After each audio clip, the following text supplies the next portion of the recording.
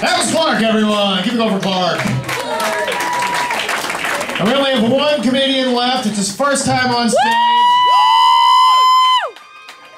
I guess you know who's coming up. Please give it up for Andrew McClendon.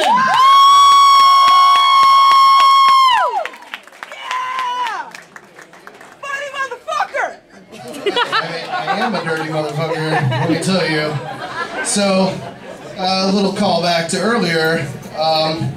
Let's give it up for the baby killing dance. Yeah! I was kind of up for that. That was great. So I don't know how many of you guys have ever been to a karaoke bar before, but I go every once in a while with my wife and a group of our friends. And it's funny about karaoke is you go to the bar and it's kind of like watching a very awkward, crazy porno being filmed in front of you. And there's very crazy eclectic cloud of people that come out to karaoke, and you can put them off into groups of like the office crowd or the teacher crowd or the bar hopping crowd. But you also have these guys that kind of float in the dark corners of the bar. They're the creepers, as I like to call them, and they get up on stage and they sing their versions of like Phil Collins, I Can Feel It Coming in the Air, like a knife that's about to stab you in your fucking chest. Yes.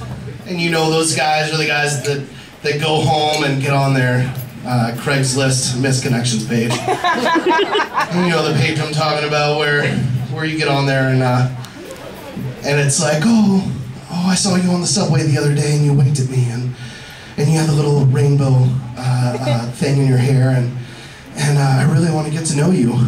Or you also get on there to meet rapists.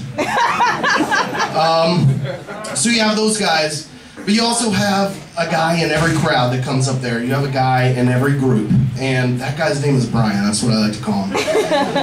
And Brian is an egotistical asshole. I mean, seriously. You're the only person in your group that feels this way, but he really crawls under your fucking skin, and you cannot let it go. But you can point him out in the crowd because everybody at his table, all the girls are like, oh my God, Brian, you're like the funniest guy. You, in the office, you do the best version of Pretty Young Thing by Michael Jackson. You should totally get up on stage. And he's such an asshole that you could tell because his reaction is always the same. It's always like, I don't know if I want to get up there. Okay, sure. And you see him disappear for like 10 minutes, and he comes back like he pulled some suave fucking Superman move in the seedy ass bathroom. And you know the bathroom I'm talking about. Not here because they're very clean, but in other places, Corson's, you can see like you go in there to take a shit and you're sitting there and like something's creeping out of the corner of your eye towards your face and you're like, whoa, fuck, what do I do? And it only makes you shit harder even though you want to get out of there. So anyways, Brian gets up on stage and he's like, and he does the best fucking version of bye, bye, bye you've ever seen in your fucking life. And he doesn't even have to look at the words on the screen. He doesn't have to do anything. He knows the whole fucking dance. He knows the whole routine. But the problem is, guys, is that you have to feel sorry for Brian at some point because Brian, you know, he's got to go back. He's got to go back to his regular life tomorrow. And you know, he's got to go back to collating papers and watching reruns of Cougar Town and Extreme Home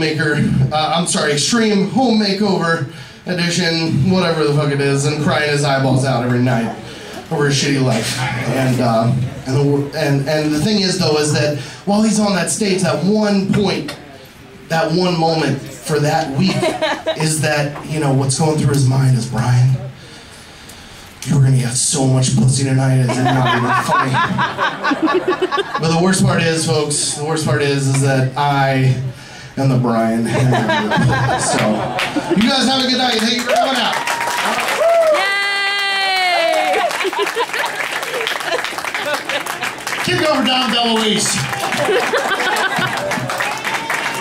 Andrew McClendon, everyone. I forgot you to do it again. All right, one more round of applause for everyone you saw tonight.